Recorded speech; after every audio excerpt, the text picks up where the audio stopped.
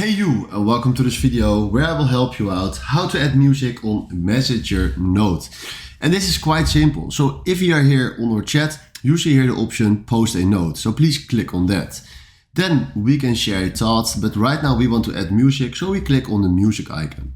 Right now you have a lot of songs just right here, but I want the song All I Want for Christmas just right here from Mariah Carey. Then we click on that. Then you need to select the part that you want to listen. Now I want to add the beginning because that's the most fun part of this song.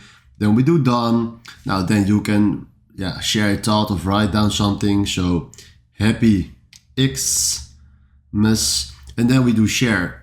So right now we have music on our Messenger Note with a nice text, happy Xmas.